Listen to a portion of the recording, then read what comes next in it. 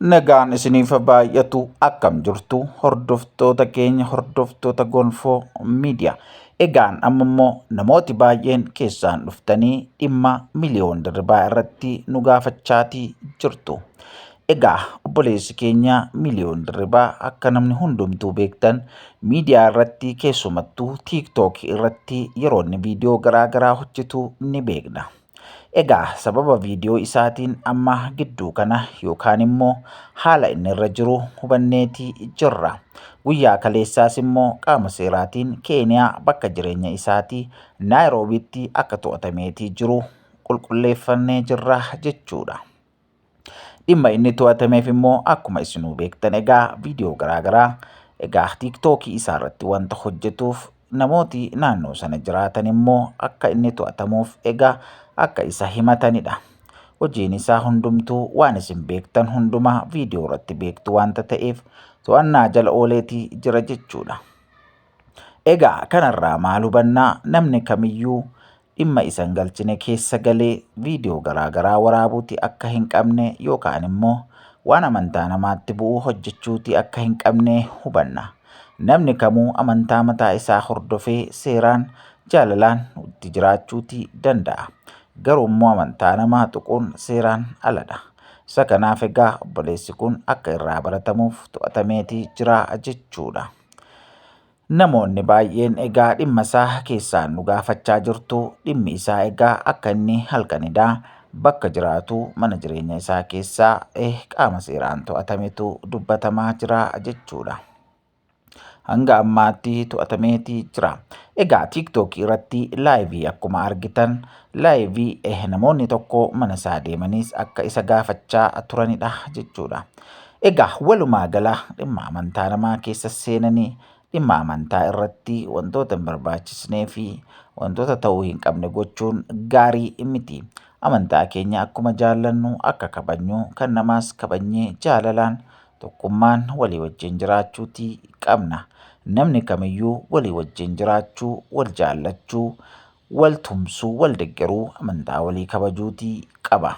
Nuti akka walii galaatti egaa tokkummaadhaan walii galteen jaalalaan jiraachuuti qabna. Amantaan kan koo akkuman jaalladhu kan namaas kabajee kan namaas immoo jaalladhee wajjin jiraachuutiin qabaa jechuudha.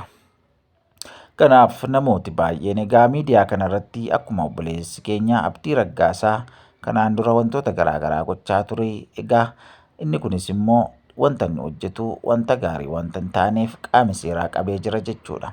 Kanaaf namooti dhimma akkasii irratti wantoota hin barbaachisne gootanillee irraa akka barattan wantoota gocha akkasii irraa akka of qusattan dhaamsa irraa barannaaf isinii darbudha jechuudha. Kanaaf iyyuu namni hundumtuu obboleessa kanarraa haa baratu. Obboleessa kanarraa wanta baruu qabu haa baruun dhaamsa keenya. Egaa kun gonfoo miidiyaa keessan yeroo hundumaa waan gaarii waan haaraa fi odeessaalee garaagaraa irraa argattanidha. Egaa irraa baradhaa isiniin jennaa namooti hundumtiyyuu gochaalee akkasii irraa of qusadhaa. Kan nuti gochuutii qabnu hojii keenya hojjennee jireenya mataa keenyaa jiraachuudha wanta ta'eef namni kamuu gocha kanarraa akka barannu isiniif dhaamna. Kanaaf egaa namni martinuu obboleessa kanarraa barannu namni hundumtuu jaalalaan tokkummaan walii galteen wal kabajuudhaan walii wajjin haa jiraannu isiniin jenna. Malee wanta nu galchine keessa gallee dhimma namaa dhimma amantaa dhimma garaagaraa keessa seennee borcuutii hin qabnu. Namni kamuu hojii isaa hojjetachaa eenyummaa isaa jireenya isaa gaarii haa jiraatu wal kabajuu wal jaallatuun dhaamsa keenyadha. Egaa obboleessa kana namoonni naannoo Keeniyaa jirtan egaa hanga danda'amaa ta'etti immoo tumsa isa barbaachisuu fi lafa inni itti jiru dhaqxanii hubattanii waan isa barbaachisuun illee akka deeggartan gamanumaan isinii dhaamna. Egaa namni yeroo balleessaa tokko balleessuu akka irraa baratuufidha malee akka miidhamuufis immoo miti waanta ta'eef namni hundumtuu bakka sanatti magaalaa sana keessa biyya sana kan jirtan tumsaa isaaf barbaachisu akka gootaniif dhaqxanii illee gaafattanii waan isa barbaachisuun akka deeggartan gamanumaan isiniif dhaamna. Egaa namni akkasii irraa barachuu qaba waanta ta'eef gocha isaarraallee baratee akka inni bahu abdii qabnaa. Galatoomaa isiniin jenna. Egaa miidiyaa kanaaf haaraa kan taatan immoo ammas subscribe godhaa maatii nuuf ta'a.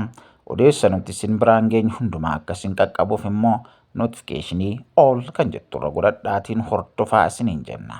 Hiriyoota keessaniif namoota isinitti dhiyaatu hundumaaf illee odeessi kun akka isaan qaqqabuuf egaa qoodaa fi isiniin jenna. Galatoomaa, isin kabajnaa, isin jaallannaa. Bara keessan jireenya keessan Waaqayyoo haa eebbisu, eebbifamaa. Egaa sanbata gaarii qabaadhaa. Dilbanni kun dilbata eebbaa, dilbata gammachuu isiniif haa ta'u. Galatoomaa, eebbifamaa. Bara keessan hundumaatti Waaqayyo nagaasaan isin haa golguu isiniin jenna. Yeroo dansaa qabaadhaa.